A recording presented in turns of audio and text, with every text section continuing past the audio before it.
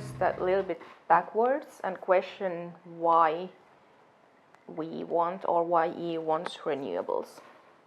If it's because of climate change and CO2 emissions, there should be, or like we have emission trading scheme already.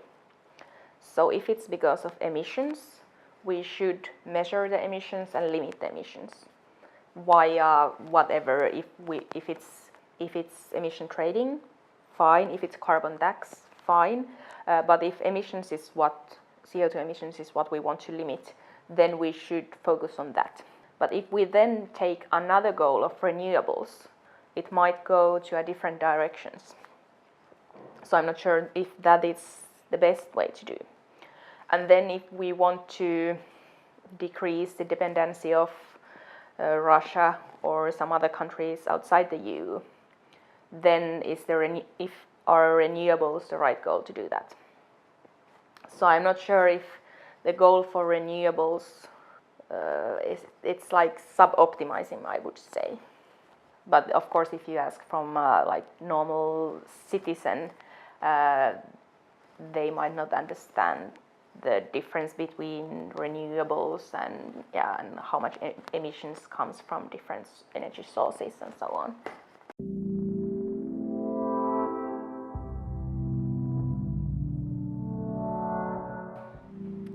Well, of course, we are part of ETS, emission trading scheme, and that's the main instrument, and it comes from EU.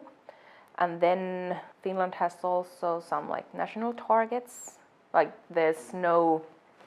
from government, there's no goals for, okay, your company has to have X% renewables. Then our owner, City of Helsinki, has set the target to have 20% renewables. It's a target from our owner, so it's not a regulation or anything. So mainly the renewables are driven by they try to drive it by market. That okay, let's create subsidies for, like there has been a feed-in tariff for wind power, subsidies for wood chips, and so on. Our plans for the future, well, we are, of course, first of all, we want to provide our customers like good services and good products which are easy to use and also which decrease their emissions. And then we, as I said, we have a target to be carbon neutral in 2050, and we are increase the amount of renewables in our energy mix. As short term, as I said, we have few renewable projects ongoing. We are searching other methods to increase the amount of renewables and decrease the CO2 emissions. Yeah. And I think on a energy service field, there's a lot of possibilities to expand. If we look back, it has been mainly just produce energy and sell it to customers. But now new technologies are providing a lot of opportunities what comes to like electric storage, demand management, energy saving services. So customers could benefit on those. Well, at the moment the market situation in Finland is so that it doesn't make any sense to invest in electricity capacity.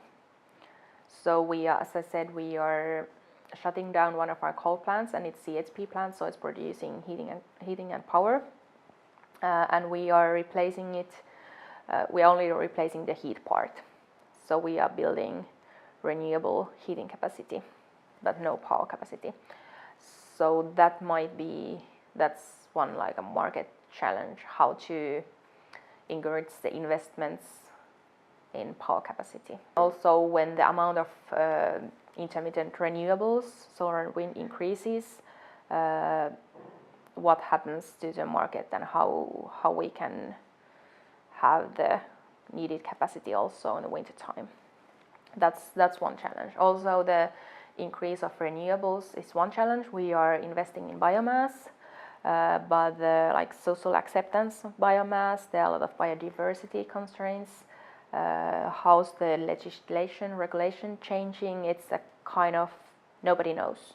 How sustainable is biomass?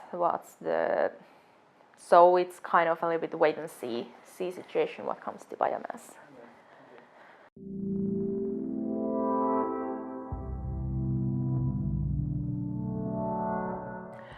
The benefit is that, well, we have existing power plant, and when we want to increase the amount of renewables, it's faster to do that than to build a new power plant.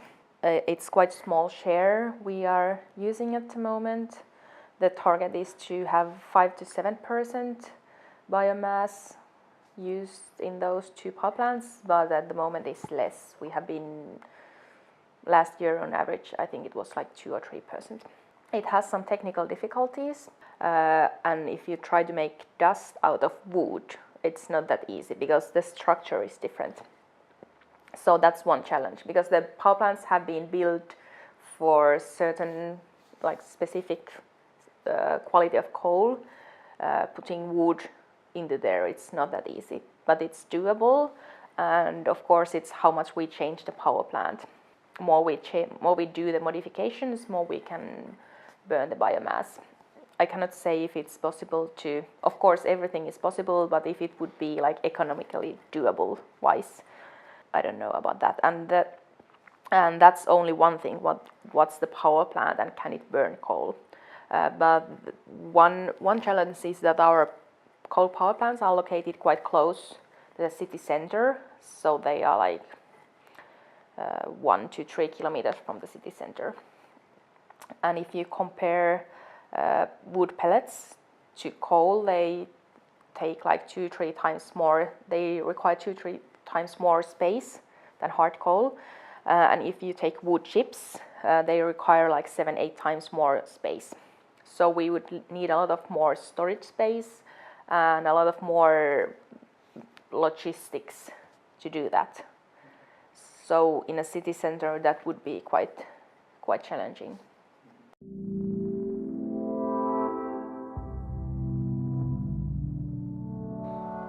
I think the main thing is to internalize the externalities. If the cost of CO2 emission is low as it is, renewables are not